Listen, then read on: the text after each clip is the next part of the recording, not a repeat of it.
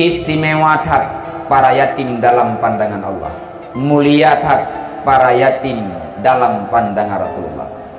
Pernah satu kejadian, Rasulullah netubit dari rumah nibak bengah rorea. Rencana Rasulullah nejak mayang rorea masjid.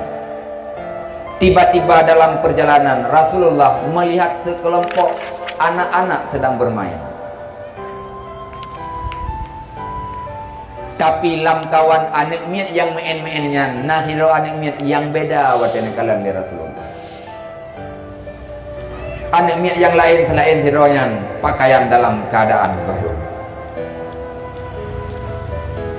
Pengna saja ni baju jih baru, luar jih baru. Tapi nanti hiroan kai dua sago, anjir lung pegah.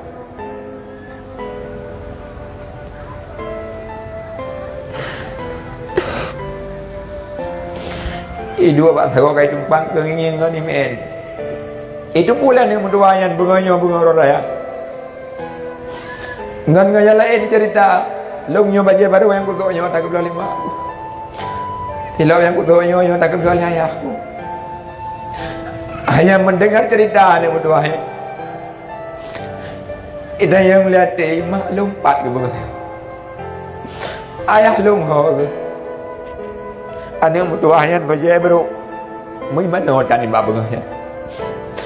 Tiba-tiba Rasulullah dalam perjalanan terhenti langkahnya. Nedang nugutu oleh anak mutuahan.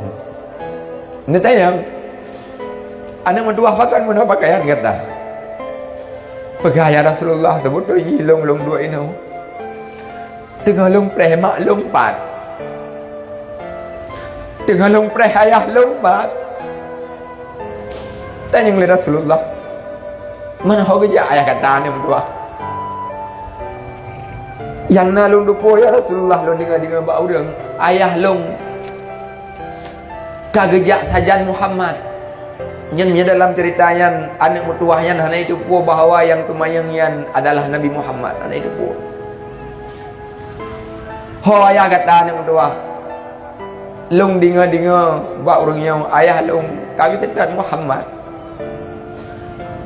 Kagejak dalam perang sabilillah, gejak bantu agama Allah. Dari uronyan gejak sampai uronyan long peh ganyan wa tapi ganyan hana ada ya Rasulullah. Dan uronyan long harap ke dia hana merempak ngaya long, merempak long dengan Nabi Muhammad. Kupu long kuda tayang ngaya long hoka. Tuduk Rasulullah ni dengan kisah. Bahkan karena anak mutuahnya adalah anak orang yang bantu agama Allah, maka necok anak mutuahnya nepua urung Rasulullah, nepusuk pakaian, nebi makanan, dan yu anggap Rasulullahnya adalah sebagai ayah anak mutuahnya. Nyomuno Rasulullah kepetimbang para yatim. Maka jangan pernah lagi tanya tak anggap kehadiran para yatimnya adalah sebuah bahan gangguan bagi dia yang hadir. Kehadiran para yatim adalah kehadiran rahmat di tengah-tengah kita yang. Kehadiran para yatim adalah kehadiran nikmat yang ditawarkan oleh Allah Ta'ala kepada kita yang. Hingga Allah Ta'ala gara-gara istimewanya para yatim nathaboh pintu surga dengan orang akhirat yang pintunya khusus dibuka oleh Allah kepada orang yang petimang para yatim. Yang hana petimang para yatim tidak boleh masuk itu pintu.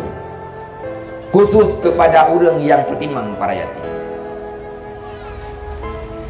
Rasulullah juga membuat jaminan. Kafilul yatimi lahu aw li ghairi. Ana wa huwa kahataini fil jannah. Nepegah li Rasulullah. Orang yang petimang anak yatim, baik anak yatimnya daripada keluarga droy, abang deka meringgai na kubahana tapi mang lagi. Au li ghairi, atau anak yatimnya daripada pihak keluarga lain. Lang keluarga tanya hana yatim, tapi lang kampung tanya hana yatim. Urangnya mia getim petimang anak yatim. Ne pegah le Nabi, ana wa huwa kahataini fil jannah. Orang yang bertimbang yatim dengan long dalam surga kerap tempat lagi dua anak jaroyo. Empopo minyak mi duduk dengan Rasulullah. Baik le tak pegang mutapan dengan Rasulullah, tamang surga yang nak tahu.